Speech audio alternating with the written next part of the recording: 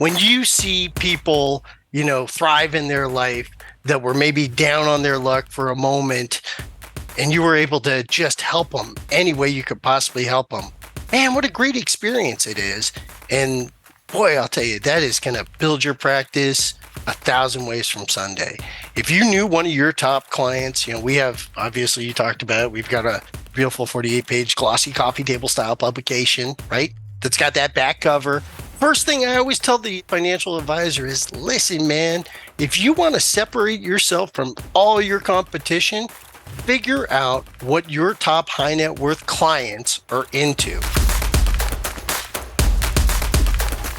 Welcome, Model FAs. David South here, president of Model FA and your host of the Model FA podcast. And I'm really excited about our guest today, Andrew Saksa.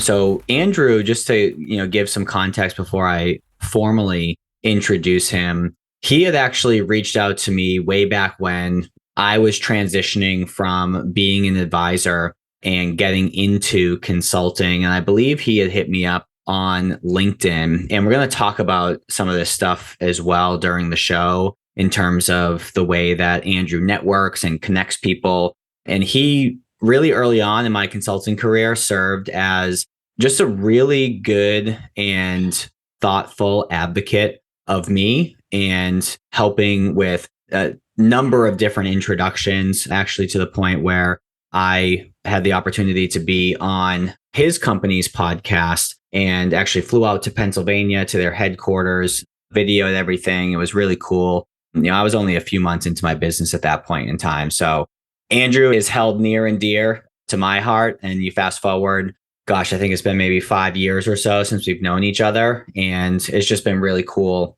to have someone with Andrew's experience, Andrew's connections to be in your corner. So without further ado, Andrew is a media marketing and business development expert. And he works with a company called ReminderMedia. And you may remember the name Luke Ackery.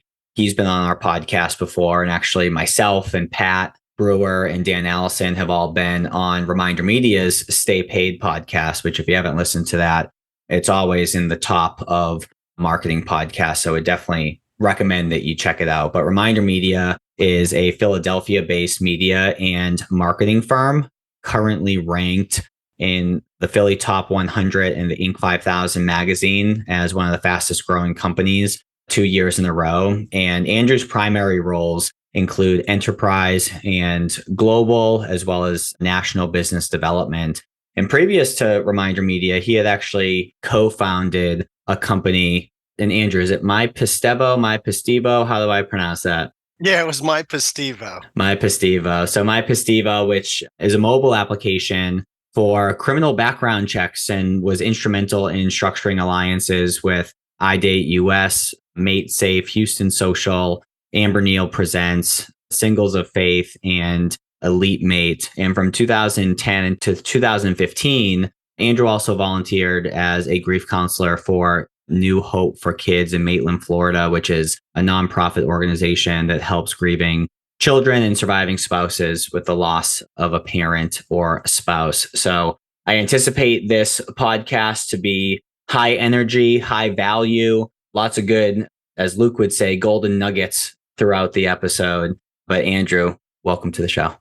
David, thank you so much. I'm so excited to be on the podcast here with you. I do think the entire world of you, as you know.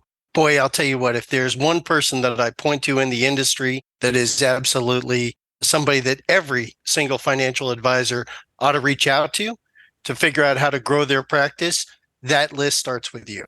So I appreciate that, man. Just really grateful for this and really excited about this opportunity. It's going to be fun. Love it. So bring me back, way back to when the dinosaurs, were on the planet. How'd you get started in business? Thanks so much. I had to throw a little elbow. Well, first I started by creating the wheel and then of course fire. So those were big milestones for my career. That's what catapulted you. Absolutely. 100%. So it's funny. I started with EF Hutton when I was 19 years old, a wet behind the ear rookie stockbroker, which is what of course everybody called everybody back then, back in the mid 80s. And from there, things just kept working in my favor, to be quite honest with you. I had a great career. as a financial advisor. Ended the career actually running the largest tier 3 broker dealer in the country at the time that really specialized in, 10 to $30 million secondary offerings. And I took a little bit of a break, and I was blessed and fortunate to find ReminderMedia, which has just, been such a great, incredible blessing. Obviously, being able to work with folks like yourself, which is just amazing. We've got some really exciting new partnerships that I'd love to share at some point in time, maybe. We could certainly talk about that a little bit. But yeah, it's been a great ride. And, I would tell you the key to my success, honestly, David, has just been the fact that I really just want to serve. I really honestly want to help as many financial advisors, as many business professionals grow their business. And anything I can do to put their needs ahead of my needs, I'm going to do. I love it. Just out of curiosity, how'd you go from financial services to My Pestivo? Like, how did that come about? And then back to a complementary company within financial services. Like, I feel like it was a little ping pong, and I'm curious to know, like, how did that come about? So it was kind of interesting. My Pestivo was a criminal background check. I saw that there was a glaring need in the industry at the time for people to be able to perform a background check easy, cost effectively, and not get stuck into a long-term contract. And if you think back to like 08, 09, which is when the thing kind of really started, we were going through a tough time, right? The recession was there, kind of like what we might be seeing here in the future.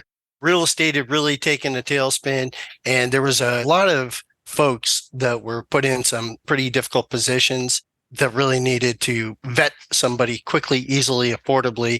And that's kind of what our solution was. So it came from the fact that realtors were showing people houses, and they were, running into some real difficulties. I'll say it that way. And same thing with just a lot of industries. Again, you mentioned I worked with New Hope for Kids. New Hope for Kids is an incredible organization in Maitland, Florida. Again, working with hundreds of volunteers. And whenever you work with children, the elderly, or the handicapped, you have to go through a level 2 background check screening to make sure, again, that, you're going to be a good person working with these folks.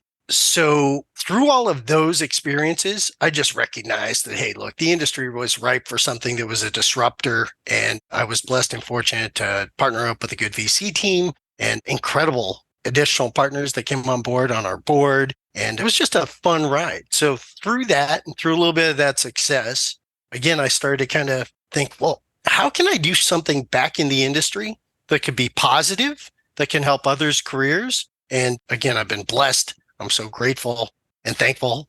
And, next thing you know, I'm with ReminderMedia, and it's just been incredible. So yeah, that's kind of how it all came around. Cool. So as I alluded to when I opened up the show, one thing that you're really good at, and I don't know if it's a learned skill or a suggested skill from someone that you developed over the years, or if it's an innate skill that you've just done all the time, but you're always fantastic with anywhere from, connecting me with others and saying, hey, here's a specific reason why I think you guys should talk. And on the other side of the spectrum, you've also introduced me to folks where you're like, hey, you're both good people and you're both doing great things. I have no idea what's going to come out of it, but you guys should meet. And it's funny because anytime you reach out to me, it's not something that I would expect necessarily. It's like on a random Tuesday, or like yesterday, you gave me a buzz, and it's like, I guess I'm curious to know why you do that and some of the results that you've seen happen as a result of that. But also, I'm sure I'm not the only person that you're spending time and connecting with others. So how do you keep track of all the people in your life and, make those connection points? Like, it's something that there's no direct benefit to you necessarily, but I'm sure there's plenty of indirect benefits. And it's sort of like a philosophy that you have, I feel. So how'd you start doing that, and why do you do that? So how did I start doing that? I guess it really started from, being a financial advisor, stockbroker, right? In the beginning, you've got to be pretty fearless, right? You got to pick up a telephone. You got to call somebody, oftentimes out of the blue, or maybe have a seminar, stand up in front of people. So it takes a lot of courage to have that job, right? And then you also have to have a tremendous other skill set. So I was blessed and fortunate early on, picked up some pretty good high net worth clients. And so I never had a fear of ever picking up a telephone. And I always saw the benefit of being able to help others first, put their needs ahead of your own, and what would come out of that. So that's kind of where it all kind of starts from. But you're 100% right. I mean, the nature of any successful business, and I almost could care less what the business is, financial industry, real estate industry, our industry, whatever it happens to be, it really comes down to one thing: relationships. Relationships are absolutely the key to making business happen. And anything you can do to strengthen that relationship and be top of mind and present is going to be a huge benefit for you. And that's really where it comes from, right? And the other side of it too, David, is when I see somebody like yourself, right, that is really incredible. You came out of the gate strong as could be. You've always been a top producer, and your coaching is better than probably anybody I've ever seen. So why in the world would I not want to support somebody that is such a rising star in our industry that I know is going to be in this industry for a long term? And if I can help you any way I possibly can, David, it's, people are good people, right? The rule of reciprocity always kicks in. And because of that rule of reciprocity, we can maybe tie that back to some tools that we can be able to help the financial advisor grow their business. Boy, I'll tell you, I just been blessed. And so that's where it always starts from. It always starts from, hey, look, I want to serve you. I want to help you any way I possibly can. And by doing that, and picking the right person to serve, right? You got to make sure that you're attaching all this good energy and favor to somebody like yourself. That's, just somebody that really is dynamic and is going to be such a force of nature in the industry. Man, that's always going to work in your favor. It's interesting. So when I first became an advisor, I started off with, listing out 200 people that I knew, right? Friends and family. And I very much, similar to you, embraced that as best as I could without fear. Like, I wasn't afraid to call people. But what I realized over my first, 4 or 5 years of doing that, and actually caused me to fall out of love with being an advisor, is every single time that I would reach out to someone, it was because I wanted something. I wanted their time, I wanted their money, or I wanted their network. And it was a very selfish way to go about it. And I noticed a couple of things. One, I fell out of love with what I was doing. I wasn't having fun, because it's not fun to just try and take. And the other thing that I noticed is that I pushed a lot of people, both friends and family, away, to where family members would answer my call less. And it was like disheartening. You know what I mean? It was like, even when I wasn't calling, when I realized this and I wasn't calling for something, I couldn't even get a call back. And I was like, shit, I ruined these relationships.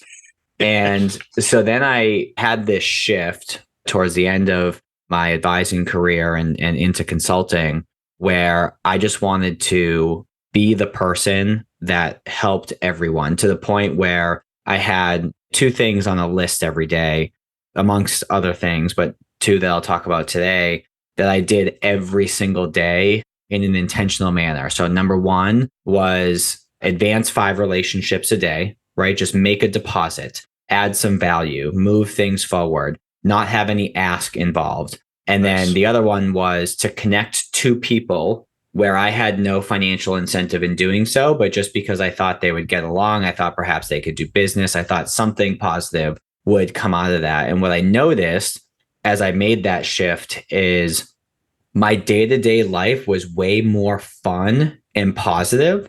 The amount of dopamine that I would receive in return. So even if reciprocity stops right there and you receive dopamine, like, that was enough for me. And I also noticed that people, if they couldn't answer the phone right away, they would call me back rather immediately. Like, I didn't have to follow up with anyone anymore, because they knew that I was calling to either, or to help them in some way, shape, or form. And what's amazing about it, which you alluded to, is whether it's a direct correlation to a person that you help that in turn helps you, or just the universe working in such a way that rewards you for that in other areas, that's when, business took off and I had, great connections like yourself and Luke and other folks. And I guess the point I'm trying to make is when an advisor or anyone, in general has like a scarcity mindset where they need, they need to take, they never get what they want. But when you give and give and give, ultimately you do get and get and get. So I'm curious to know what's like an example or two of something that has occurred in your life. Like, let's say you connected, two people or two organizations to where you had no particular benefit, but then it came full circle to you, maybe right after that, or maybe years later. What's an example or two of that working? Sure. So we have a mutual friend in Brad Swinehart, right? Yep. Brad very much so is exactly in our mindset. And Brad and I also met coincidentally through LinkedIn. Love LinkedIn, guys. I'm telling you, man, this is one of the best tools you'll ever have in your entire life. But, by us making, some really solid connections for Brad and doing everything we possibly could, also for Mike and Dean, who I just think the absolute world of, boy, has that relationship and partnership flourished. They invited us to a sit down out in San Diego with some just incredible folks that were industry leaders. And now we've ended up being partners with just about every single one of them. And, again, that's just one example. David, we could spend the rest of this time just talking about this subject. But yeah, man, it's so important. I always tell people, listen, we all have to live, right? We all got to keep the lights on. We all got to keep a roof over our head, all that good stuff. But, if you just look at, people like Tony Robbins, that guy just gives and gives and gives. And because of that, look at the life he has. And my lead is another great example of that. You're just an incredible example of that. So, I always recommend it. Hey, look, find something that you're passionate about. New Hope for Kids for me was something I was really passionate about because I wanted to help kids, so kids who lost a mom and dad. Holy cow. What an important time to be able to help a child to be able to go through that trauma and then be, somebody that's productive and fantastic in society. And yeah, so I always look for those opportunities. Love it. And for advisors, I'm going to rattle off some examples, and Andrew, feel free to color between the lines if I'm missing anything. But the obvious ways in which you could leverage this for you and your business would be to always, like, from a general standpoint, always be the guy or gal that someone can come to because you got a guy or gal for something, right? So if someone needs an accountant, you have someone. If someone needs a roofer, right, you have someone. If someone needs a cleaning service, you have someone. Like, be that person that has someone for just about everything. And here's where I think the rubber meets the road, so to speak. But if you're helping people in multiple different ways outside of the scope of what it is you're compensated to do, when it becomes time for them to consider working with you with what you do get paid to do, why would they think that experience would be any different than their prior experiences? Bingo. Right? They're going to assume that you're going to be able to help them because you've helped them 1, 2, 10 other times in other aspects of their life. But am I missing anything there, Andrew, in terms of like tangible examples of how advisors can, connect? I mean, I think you could even connect clients with clients if you think there would be synergies, Sure. in some way, shape, or form. But I think if you can just be the advisor that has someone for just about everything, you're going to be elevated in the minds of the people that you're serving. 100%. And I would say even go farther than that, right? Figure out something that might be a charity that's near and dear to your heart. For some reason, whatever life experience it was, connect with that charity, maybe what some of their needs could be. And then maybe you want to tie that into maybe an estate planning attorney, and then maybe somebody else, and then do everything you possibly can to help that charity. And I'll tell you, boy, if you do that, obviously you're going to meet high net worth individuals, right? That can certainly donate to be able to help that charity do some great deeds out there in the world. So there is a benefit to it, obviously, but also, man, like you say, that dopamine. Yeah. Oh my gosh. When you see people, thrive in their life that were maybe down on their luck for a moment, and you were able to just help them any way you could possibly help them. Man, what a great experience it is.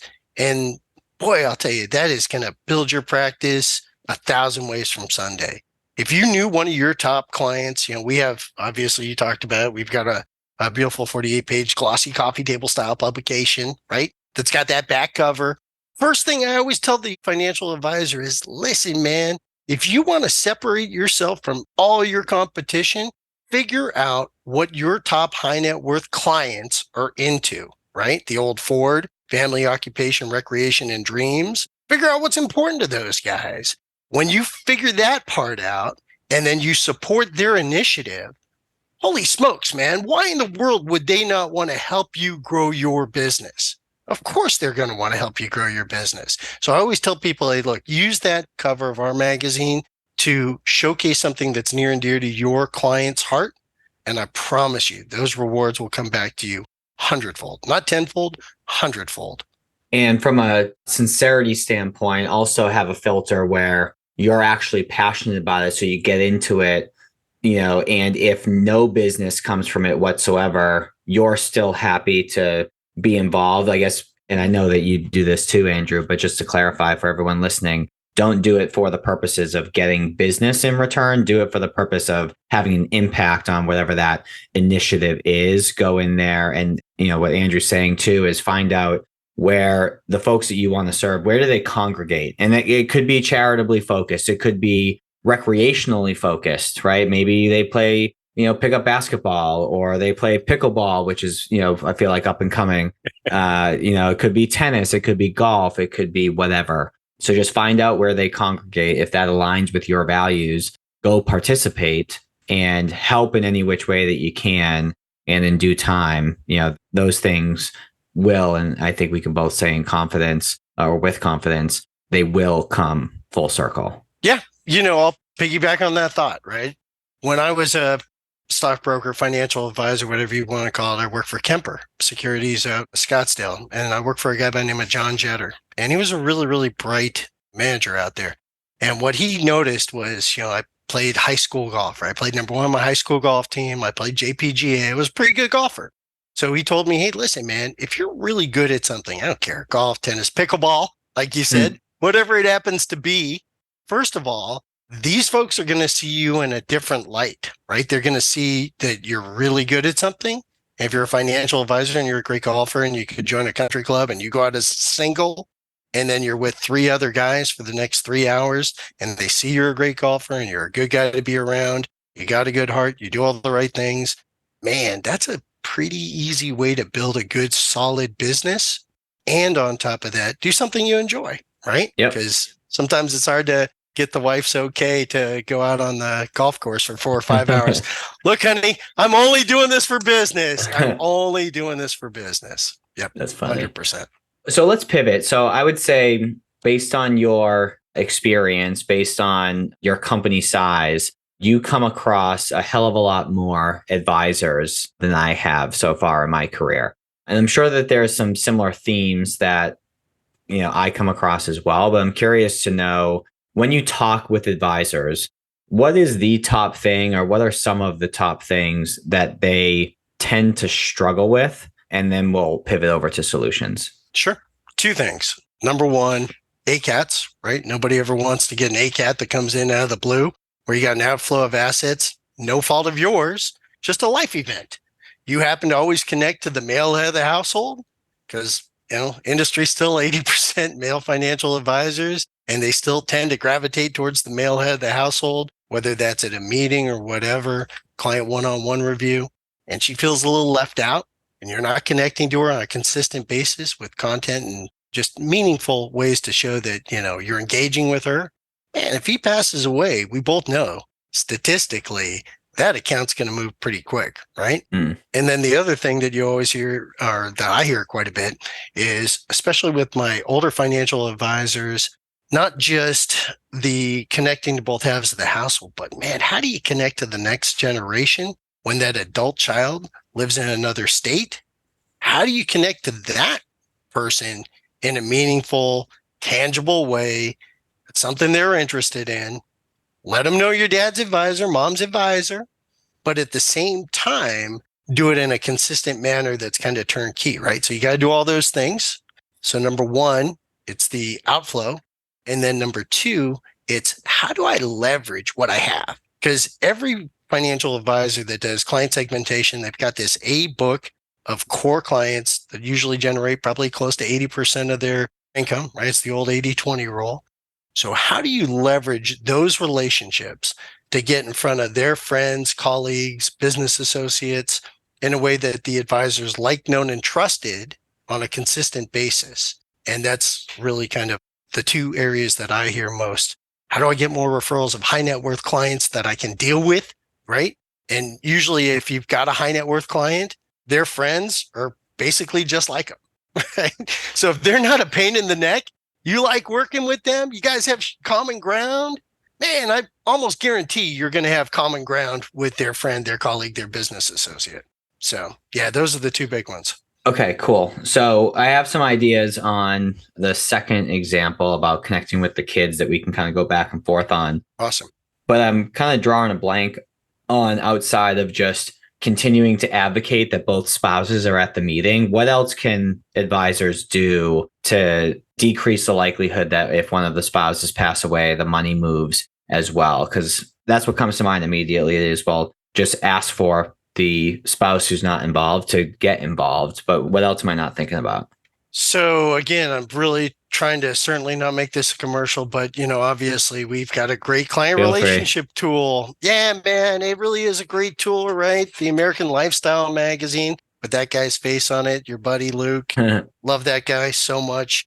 The nice thing about it is, most of the content in this has nothing to do with anything financial, right? It's all lifestyle. It's most of the stuff that she's probably going to be interested in, right? There's some great travel ideas. There might be a good DIY idea. So be able to consistently connect with her in something that matches up to her. What is it, right? Ford, family, occupation, recreations, and dreams. I don't want to sound like I'm being a dead horse, but man, if you know that stuff about both halves of that household, and then you connect with her on stuff that she's interested in whatever way she wants to be connected, right? Maybe she really doesn't want a magazine. I love the magazine. Oh my gosh, do I love the magazine? But maybe she doesn't want a magazine. Maybe she wants to, do stuff on her phone, right? Social media. Or maybe there's, some other way that she wants to be engaged. We try to figure out, how do you want to be engaged? How do I deliver content on a consistent basis to be able to help strengthen that relationship for the financial advisor, that he's not, every time he's talking to her, he's not just pitching product, right? Or reviewing, an in-depth study of what's going on in the markets and interest rates on a global level. Holy cow, even my eyes glass over sometimes when we get into those types of constant contact. Got to change it up, right? So that's one of our biggest value propositions. It's one of the reasons why we're so successful in this business. We make it a little different. So you made me think of an overarching theme that could help. So let's just, and I know we're being very assumptive here. So just, hang with us as we're, being general in our feedback. But if we just assume, right, because it does happen a lot, but if we just assume that the wife is not interested in the finance side of the house, and let's just assume that the husband is the one that takes care of that stuff, right? So if we assume that scenario to be true, if all the advisor does when they interact with that client is talk about planning, then they have no opportunity to connect with that other spouse because it's not of interest in this example. So I think it harps on the point to ensure, and this kind of goes back to, what I said before and what you and I were kind of going back and forth about, which is how else can you advance the relationship? So like, as an example, I love to cook. That's like my artistic outlet. And if I find out that someone else likes to cook, like a client or a prospect or something like that, and I send them an email about whatever the email is, it is so easy to say, cheers, David, P.S. Here's the most recent recipe that I made, and it was delicious. Here's a link. If you end up cooking it, send me a photo, let me know how it tasted. And just personalize those interactions some more. Make it so that every time you talk to these clients, you're not just talking business. Make sure every time you get together with the clients, you're not just, talking business, but maybe you are just going out to dinner with, your spouse and theirs. And there's no business talked about, but it's just shooting the shit with people and having fun and getting to know one another. So I think that the overarching theme is get to know your clients as humans and not just as clients. And it increases the amount of opportunities that you have to engage each of them in the way in which they want to be engaged with. And you can kind of meet them ultimately where they're at. 100%. You could not have hit the nail better on the head if you tried. That is exactly it, man. And, I would challenge every single financial advisor that's on this with just your A-book client. Do you know their family, occupation, recreation, and dreams? And if you don't, start, right? Just start. Start having some of those conversations when you're talking with them. I'll tell you what, man, it will absolutely 100% strengthen the relationship. At the end of the day, if you're connected at that type of level, they're never going to leave you. And by the way, every single time one of their friends, retires and needs help with a financial advisor, who's the first person they're going to, recommend? It's always going to be you. Mm-hmm. So perfect. Nailed it. I have worked with some advisors who struggle with adding some personal questions and whatnot into the equation because maybe they've done it the same way for so long that it's like, oh my gosh, this is something totally new. So we had a podcast guest on a while back, Ivan Farber, and he has a really good book called Conversation. So if you just Google Conversations by Ivan Farber, scoop up a copy or the audio book. And it's a great book in general, but it also can kind of serve as like a manual. So if you do like to listen to books, it's fine to listen to it, but I would also consider buying the hard copy. That way you can flip to certain pages and you just get lists and lists and lists of different questions that you can weave into the conversation to get to know them on a more personal basis. So if that's something that you struggle with, feel free to scoop up that copy if you're one of the advisors that kind of fits that mold. I'm going to call that a golden nugget right there. Bang. Boom. So to pivot, generational planning. The two things that come to mind, and I'd like you to either expand or add to it, and hopefully I'm not taking all the answers, but the two things that come to mind, first and foremost, similar to the spouse example, you need to meet them where they're at. So I may be wrong on this, and you may have data to back this up, but generally speaking, if someone's in their 20s or 30s and their parents are in their, call it 50s or 60s, I doubt that you're going to connect with them using your example through a magazine, right? Where you're going to connect with them, again, meet them where they're at. What are they doing? They're on their phone all the time, right? So are you staying relevant? Are you on LinkedIn and Facebook and Instagram and all these other platforms to where they can at least be made aware of who the heck you are and perhaps get some value from you, or perhaps maybe you gift, all of your clients a kind of a finance 101 style book that they can gift to their child as a way to get to know them. And then the other thing that I thought of is, depending on your age, listening to this, if you're 60 years old, your client's 60 years old, unless the parents force them to do so, I don't think that kid's working with you regardless. You're going to be out of the business well before they really, really need you. So I would also think that the second thing would be to consider having a junior or a lead advisor that looks like them, talks like them, acts like them, and can relate to them better. But what am I not thinking about that could also help with that, Andrew? Yeah, that's awesome. And that's such a good point, right? Because you're right. People like to do business with people like themselves. It's just the nature of the beast. So I love that idea of having the junior associate. One of the things that is easily one of our most popular tools on the digital side, right? We talked about the magazine for sure. Probably beat that to death. Sorry about that. But one of our most popular things on our digital platform is our local events, where we're going to professionally curate all those cool things going on local, right? So you're in, man, I'll trade you any day you want to switch from Philly to Tampa. You let me know, vice versa. Maybe like July or August. Yeah, no, that's all right. How about now? I was thinking now. But so right in Tampa, you got all these really cool local things that happen, right? The local hometown fair, not when the Bucks are playing. Everybody knows when the Bucks are playing, right? But something that's really cool that people really look forward to. We have a thing called local content. So we'll professionally curate local to you all those cool events, send it out every other Thursday so they can plan for the weekend. And if you're the financial advisor and you're going to be at the whiskey tasting event, man, say, hey, I'm going to be at the event. Why don't you stop by? It's going to be great. So it's a really cool tool, like you said, to engage down to the next generation at their level. That's a really big part of what we have as a mission statement. We really look to, how am I just going to make you live a life of freedom where you don't have to spend any time thinking about how you're able to connect to your clients at the level that they want to be connected to with engaging content that they're interested in. And again, do it at the way that they want to get that frequency. Luke does a great thing called FIT. And I know you've heard this one, but it really is true, right? Frequency, impact, and how are you connecting with them?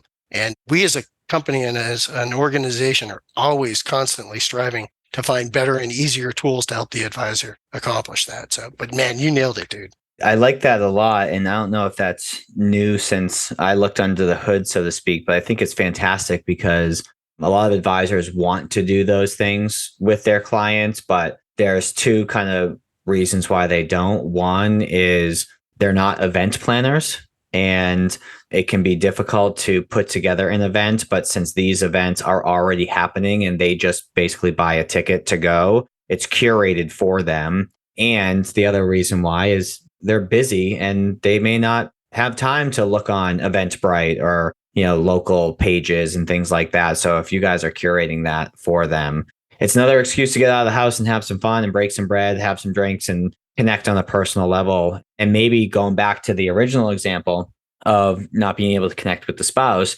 maybe you never talk business with the spouse, but maybe that spouse always comes to these events, that you put on their radar, and you can connect with them in that sense. So at least they can build likability and trust. And the credibility may already be there because the fact that their spouse trusts you to do that stuff. So if you're unable to connect with the spouse in a financial planning meeting, but you can connect with a spouse socially, that spouse isn't going anywhere if anything happens. No doubt. Anytime you can break bread with somebody, it strengthens the relationship. I think about the great dinner we had, right? When you flew out to Philadelphia, man, I'll never forget that, man. The blurry selfies are legendary.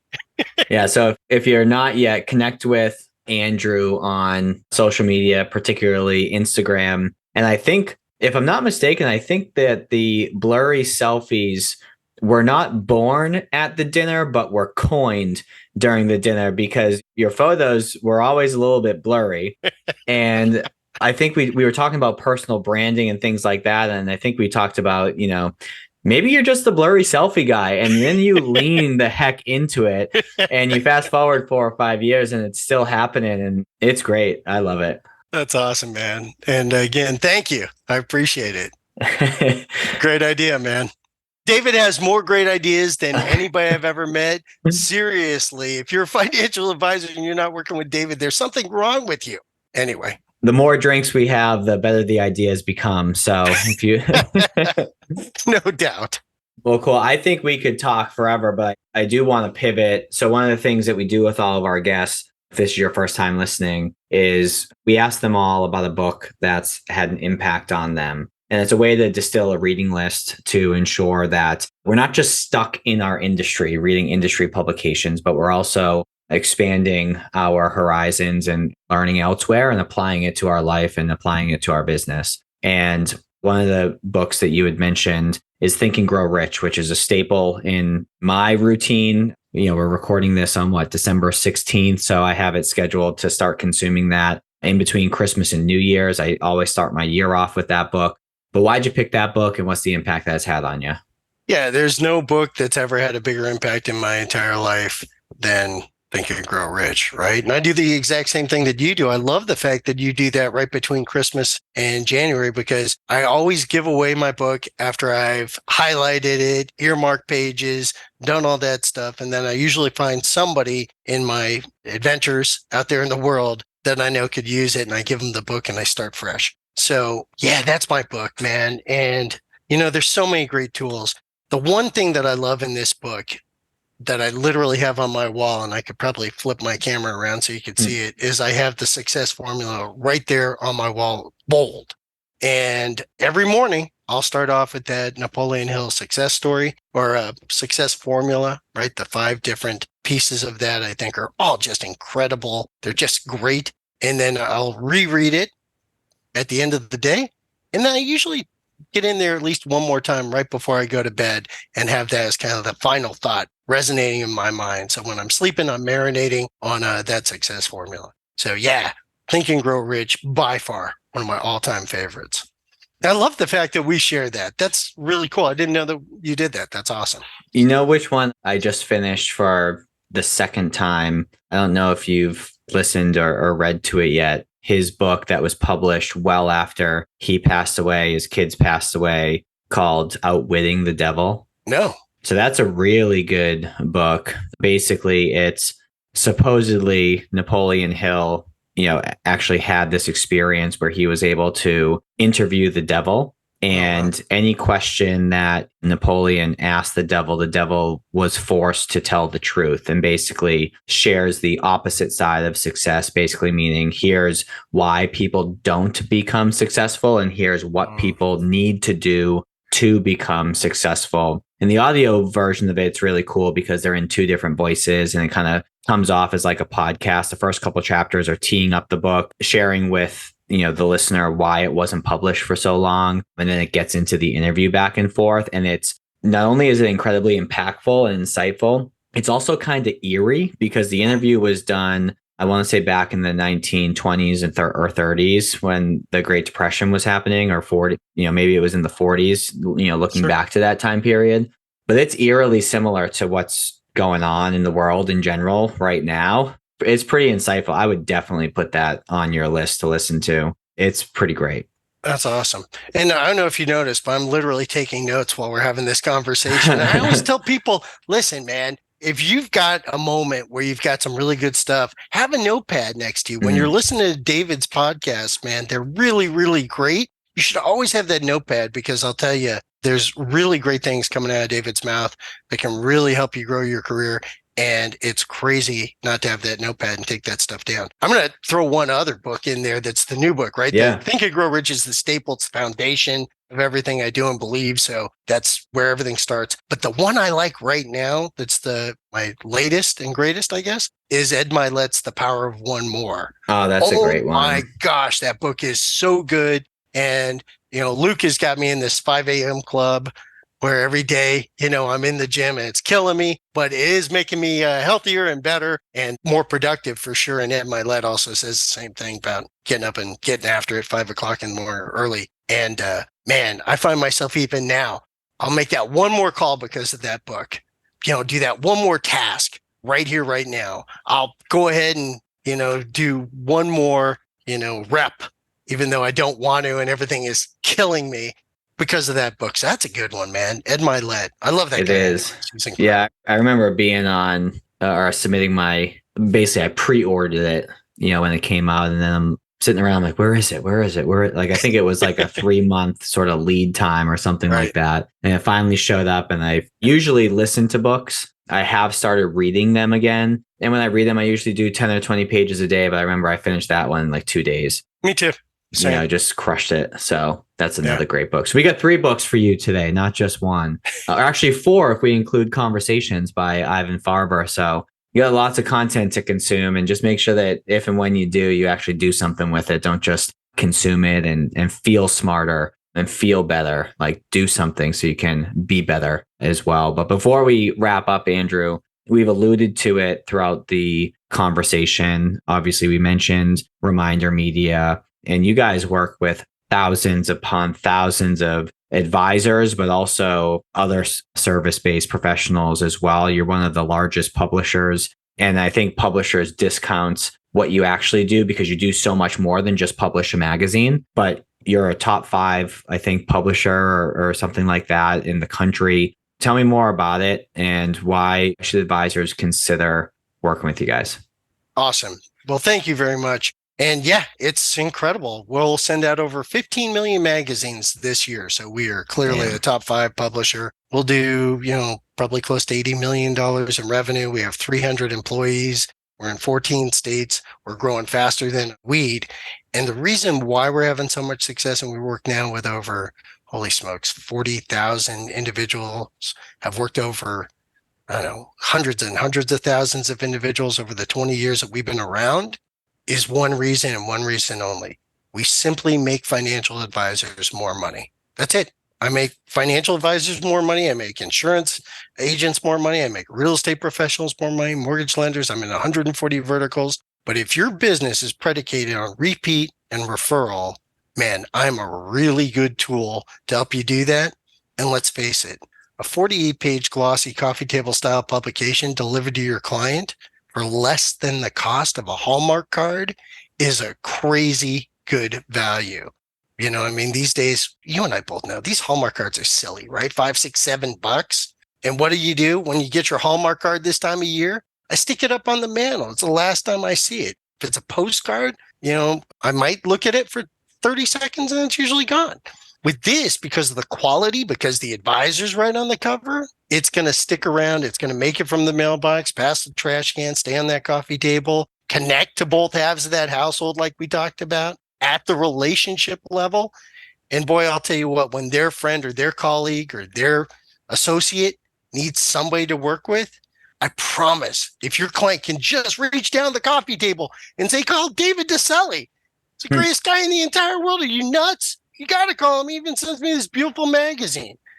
Man, I'm telling you, it is really a great tool. We make it turnkey. We have all the digital stuff. Please, please, please reach out to us, ReminderMedia.com, or call me, Andrew Saksa. I run the division. And man, above everything, I got to tell you, David, this was a blast, man. This Hey, was I fun. love you. So I can't think of anybody more that I'd like to spend some time, talking to, and to be able to help some of the advisors that are listening today is absolutely 100% my passion and your passion. And that's why I think we really are successful, man. So Well, I thank you. appreciate you joining. I appreciate, as I mentioned at the beginning, your advocacy throughout the years, your friendship throughout the years. And like I said, we are recording this on December 16th, so this may Hence the sound tree. outdated. Sorry if this looks outdated. But Merry Christmas. I hope you have a wonderful time with your family, and we'll be chatting soon. And I just appreciate your time and your friendship up through this point. So thank you. Thanks, David. 100% right back at you. Awesome. Have a great day.